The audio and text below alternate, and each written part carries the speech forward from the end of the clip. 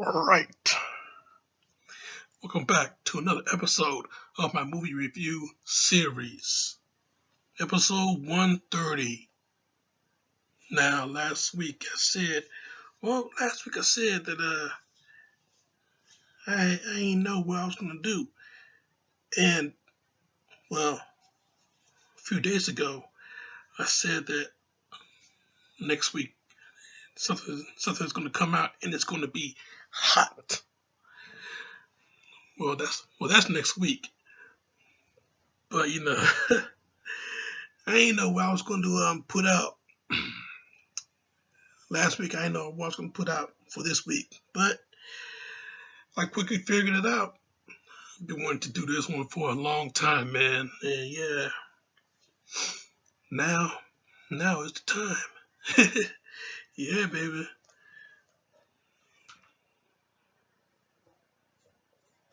Scarface. Scarface, baby. Oh yeah, Scarface. Yeah, Pacino right here. 1983. Scarface, of course. I mean, yeah, Al Pacino right here. you know, Directed by Brian De Palma, written by Oliver Stone. I tell you, this movie, man, yeah, this movie is legendary. It's legendary. It's one of the greatest gangster films. One of the greatest, not the greatest. One of the greatest gangster films ever made, and not many people know that it is a remake. You know, yeah, Scarface, one of those movies that nobody knew that it was a remake. It's a remake of the 1932 film of the same name. Only this time they're not concentrating on an Italian gangster, but a Cuban gangster. You know. So yeah, I tell you, man, yeah, this movie, yeah,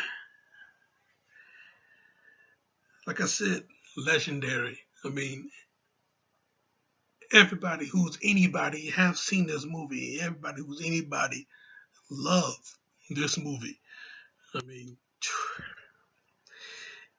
if you're a rap artist, then yeah, you love this movie. Not only that, but you have this fascination of being this particular character in Tony Montana, Antonio Montana. Yeah, you have the fascination of being this character. I mean, yeah, Scarface memorabilia all up in your house. Yeah, I've seen those Cribs episodes. I know what's going on. But yeah, I tell you though, you know, you want to be fake and live the lifestyle, then go ahead and do that. That's on you. Yeah, I tell you that, praising a drug fueled character like Tony Montana, it just shows that this uh this particular character, this particular film, it it, it just goes through a certain void, certain dimensions that one must avoid or follow, depending on your mindset. So yeah, man, I tell you,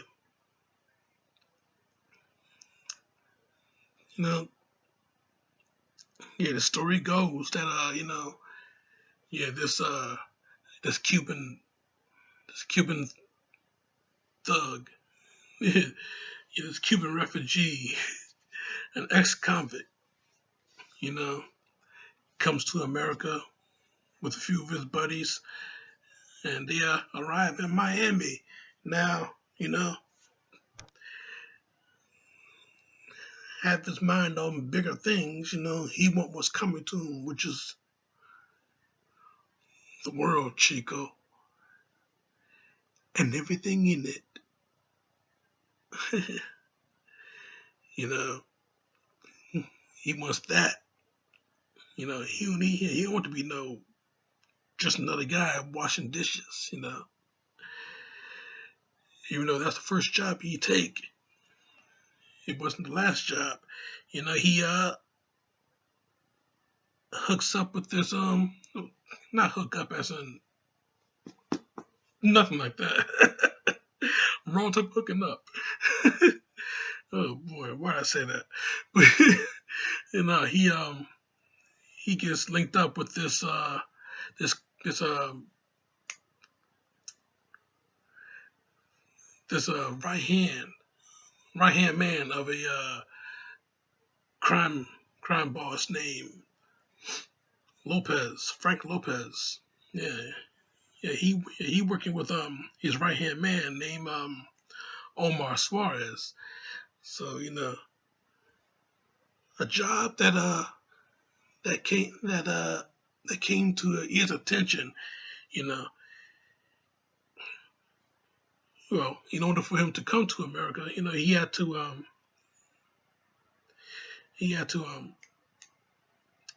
take out a former general from for Castro.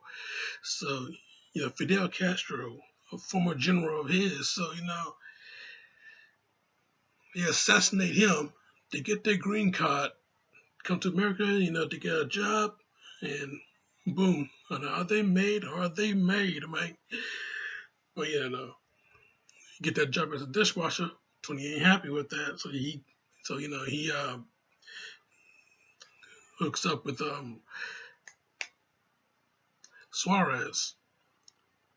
He give him a big job. You want to see how tough he is. He wants to make them big bucks. Let's see how tough you are.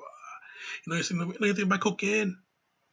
So yeah, all you gotta do is go to this hotel, pay the guy to get the yayo and bring it back. That's all, right? Well, something went wrong in that job. Tony's boy Angel, he gets dismembered by a chainsaw, and Manny and Chichi, his other boy Chichi, they come in, they help out Tony, they get the money, they get the AO, they get out. Manny, he takes a bullet from a chick that don't look like a chick. you know, yeah, he went in and out, man. I'll tell you though, yeah, this movie, it's just one of those memorable films. I mean, one of the most quotable movies you can ever, ever put your, put your lips on. You know, I mean, throw out a quote from the movie. Like yeah, what was coming to me, what's coming to you, Tony? The world, Chico, and everything in it. I mean, yeah, the scene where they're at the hotel, Tony, he tells the guy, why don't you try sticking your head up your ass, see if it fits. So yeah, man, one of those quotable movies. So yeah, yeah, Tony, yeah, he delivered the two keys of cocaine to Frank Lopez himself. Says he don't trust Omar. He think Omar set him up for the whole deal. So he don't trust Omar. He go to Frank himself. He and Manny, they get in good with Frank. And then, Tony, he sees Michelle Pfeiffer, that white gold. Yeah, Elvira, Frank's girl, the boss's lady, his trophy wife, Yeah, you see her, and 100% enamored with her. But hey, like I said, well, I didn't say it. Bruno Mars said it, but yeah, like I said, Michelle Pfeiffer, that white gold, I mean, hey, You see her these days, now she is still looking good. Still. Ooh, yeah. White gold is right. So yeah, I tell you though, man. Yeah, this movie though,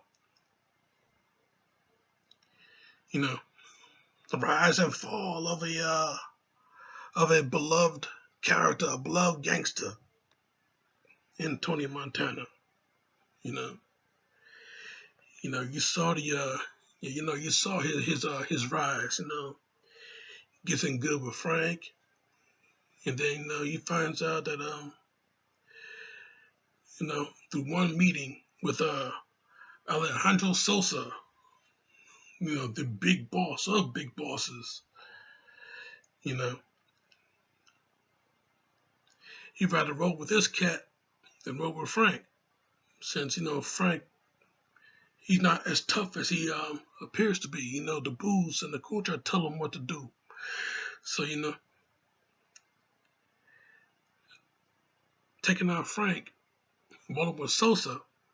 Now he is Sosa's distributor, and he becomes the big multi-millionaire. He builds an empire. Yeah, this is the rise, man. This is the rise. I mean, yeah, this guy, he got like mansion on top of mansions. Got himself a pet tiger with a choke chain on it. You know, yeah. Opened a business for his little sister. She's a beautician, so opened her own business. Then with every rise come the decline. And there's no balance to this.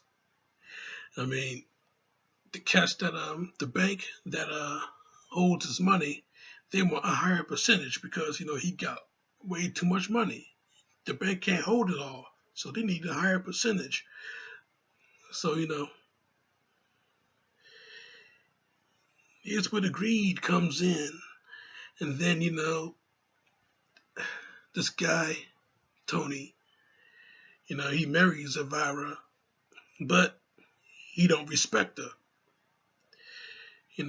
His buddy Manny, his best friend Manny, you know, he starts to resent Tony just a little bit. He sees he sees his paranoia start to grow, and he witnessed the disrespect of Elvira. So he starts to well, he stays loyal to him, that's for sure. But you can see that he might try and go in business for himself. I mean, we all seen that he got eyes for Tony's little sister, even though Tony warned him. He warned him from the jump to stay away from her. She's not for him. But with those eyes, how can you turn down such an invitation? I mean, yeah, when a pretty little girl like Gina has eyes for you, you know, and even though she got a crazy ass overprotective big brother, yeah, try and stay away from that type of thing. I mean, she's trouble, you know. Even though she's a good girl, she's trouble because she got that big brother that, completely. But she got those advances, very pretty girl, very pretty eyes, got those advances. I mean, when Manny was taking her home, you know, Manny telling her, yeah, she need to get a guy with a real job, like a banker or a doctor or a lawyer. And she suggested that he take her out. Yeah, it's a good invitation, but he didn't want to go through it. He want to go there. Tony and I are like brothers, and you're his kid sister. That's where it ends. That's where it stays. Yeah, but Don't forget, this is Tony's sister, so yeah, she's going to challenge him. Yeah, he afraid of her, but yeah, yeah. Hey, I'm not afraid of anybody, okay? That's not the point here. But I tell you though, this movie, yeah, a lot of, like I said, a lot of dimensions it goes into. Give you the highs and give you the lows, and then yeah, the ending of it all. You know, Tony finds out that Manny and Gina, you know, they're together. Tony gets enraged, kills his best friend, and man, that's one of the most hurtful things you could ever see. I mean, seeing these guys, seeing these guys together, their bond, and then even though Tony warned him from the jump, and Manny he knew about this, he still went behind his back and not only dated and fell in love with the sister, but he married her. Just yesterday, they were going to surprise Tony. That was their little plan. I mean, imagine the reaction he got. He would have gave them if he didn't go over to the house. Boy, I tell you though, this movie, man, this movie,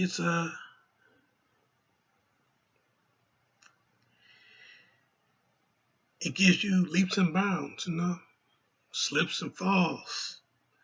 You see the trials and tribulations of this character all throughout. So yeah, he takes Gina back to his place.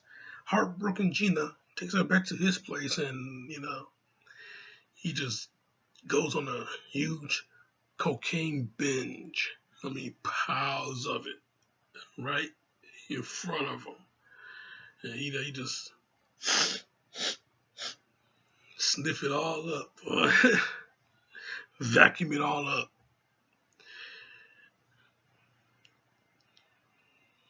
Not knowing that Sosa's hit squad is coming for him. And why would Sosa's hit squad come for him? Well, Tony was supposed to carry out an assassination mission in New York, but he got he got kind of a moral dilemma when the guy he was supposed to assassinate, his wife and kids is in the same car. So the cat that Sosa assigned with Tony to blow this car up, he was gonna do it, but Tony he's not with that. He ain't down with killing two kids and a woman. You know, do this on another time. Take out the guy at another time, but not with two kids and a woman in the same car. So, you know, in a sudden, quick reaction, you die, motherfucker. Takes out the guy that was supposed to blow up the car, and well, the assassination attempt it didn't happen at all. So, you know, Sosa finds out about it.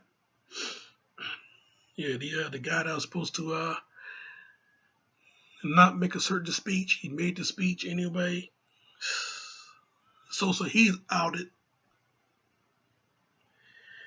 and Tony he is to blame for it. I mean, Sosa he told him before, you know, don't fuck me, Tony. Don't you ever try to fuck me. And when Tony pretty much have fucked him over, Sosa's gonna come after him, fucking his squad. right up to the house. And this is where we are right now. His squad up to Tony's house. You know, take out Gina. Tony take out the one of the members of the squad, and everybody else start coming in. All of Tony's boys, they tried to hold him off, but unfortunately, they got taken out, including his last remaining friend, Chi-Chi. Boy wanted to come in through the office, but no, they took him out right at the door. Yeah, so what did Tony do? He loaded up heavy. Went to his armoire and picked out a grenade launcher equipped M16A1. Want to play games? Okay, I'll play with you. You want to play rough? Okay. Say hello to my little friend. Boom. Exactly what happened. Blew that son bitch to pieces. Took out everybody that was at the door. Next thing you know, more guys trying to come in, blast them all down. He mowed through everybody. He's up at the top of the stairs. They all down there. He is just taking them out, left and right, taking them out. Got that grenade launcher, fires it at him. You think Tony's gonna win this, right? I mean, hey, more of them start to come in. I mean, they're shooting at Tony. Tony, he is taunting them. He's shooting at them. I tell you, cocaine fueled Tony Montana, in a blind rage, blasting it down everybody, not knowing that there's an assassin coming up, walking through his office, right behind him. Not knowing this, I mean, he is just in a huge blind rage. I mean, come to me.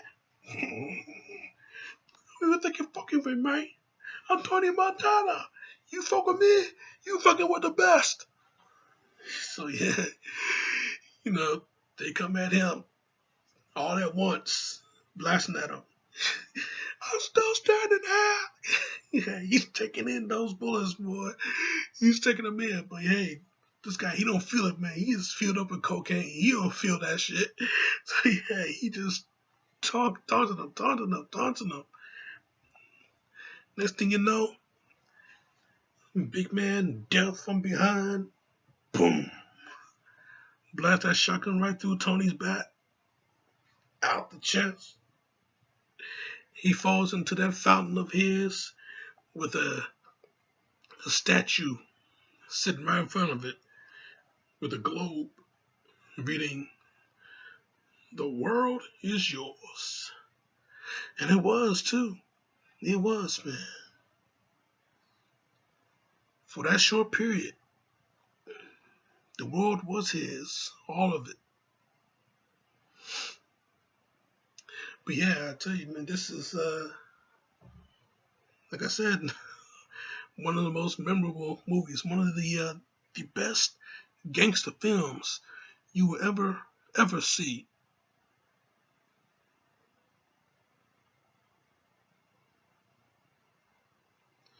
Something nobody should ever sleep on. I'm sure nobody haven't slept on this. I mean, as far as I know, everybody that I know, everybody that I have encountered, they have all seen this movie. I mean, if you're this color person, you have definitely seen this movie. I mean, it's like mandatory. You got this thing sitting in your house, man. You pop it in the system and you push play.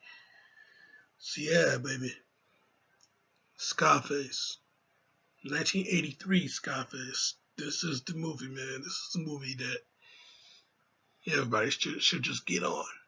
Get familiar with it. Get familiar. I'm sure you have. Otherwise, why the fuck you watch this review? So yeah, man, this movie is a straight up 5 out of 5. I mean, you can't really go anywhere higher than that. Well, 10 out of 10, 5 out of 5.